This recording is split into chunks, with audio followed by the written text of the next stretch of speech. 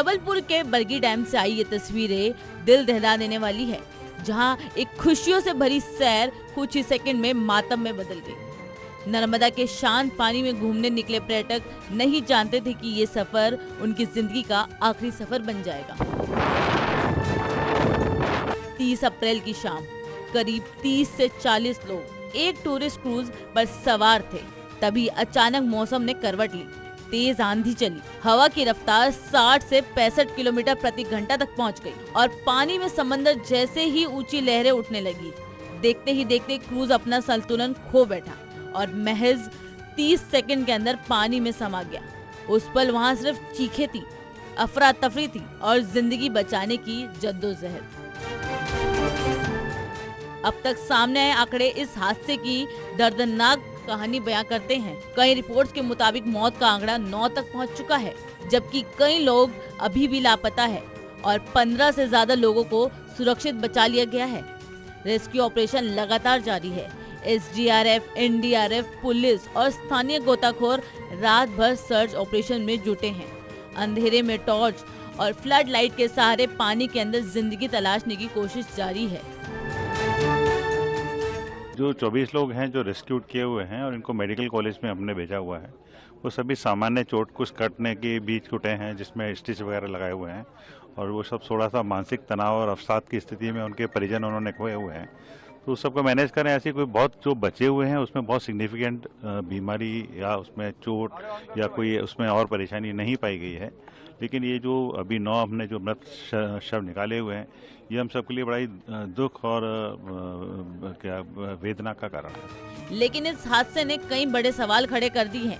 सबसे बड़ा सवाल, क्या ये हादसा सिर्फ खराब मौसम की वजह से हुआ या फिर लापरवाही भी इसकी वजह बनी? चश्मदीदों के मुताबिक जब क्रूज डूबने लगा तब यात्री को लाइफ जैकेट दी गई, यानी सुरक्षा के इंतजाम पहले से नहीं थे। वहीं कुछ रिपोर्ट्स में ओवरलोडिंग की भी आशंका जताई गई है, यानी जितनी क्षमता थी उससे ज्यादा लोग सवार थे। और सबसे चौंकाने वाली बात, ये क्रूज करीबन 20 साल पुराना बताया जा रहा है, जिस पर सुरक्षा को लेकर सवाल उठ रहे हैं। यानी ये हादसा सिर्फ एक दुर्घटना नहीं, बल्कि सिस्टम की कई परतों की नाकामी को उजागर करता है। अब प्रशासन ने जांच के आदेश दे दिए हैं और जिम्मेदारी तय करने की बात कही जा रही है। क्रूज में कोई इश्यूज नहीं आते हैं। क्रूज एक स्टेबल वो होता है। छोटी बोटों का परिचालन नहीं किया जाता है। जब भी बारिश आती है तो छोटी बोटों का नहीं किया जा रहा था। ये क्रूज था और एक पूर्णतया अप्रत्याशित रूप से कहा जाएगा इसको। क्या रेस्क्यू के लिए चल रही है?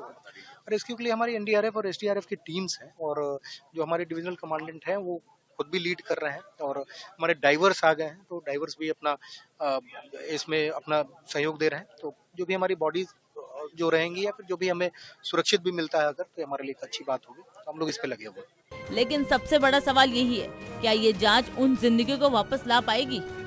इस हादसे ने एक बार फिर ये याद दिलाया है कि पर्यटन और एडवेंचर के नाम पर सुरक्षा से समझौता कितना भारी पड़ सकता है। जबलपुर का बरगी डैम, जो कभी खूबसूरती और सैर सपाटे के लिए जाना जाता था, आज एक दर्दनाक हादसे का गवाह बन गया है।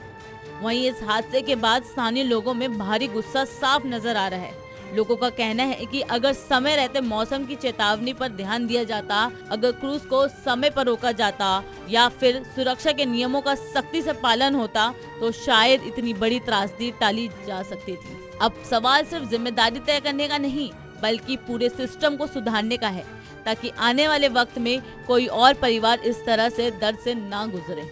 अगर हम बात करें तो कैमरे के सामने ये सिर्फ एक खबर है, लेकिन उन परिवारों के लिए ये जिंदगी भर का दर्द है।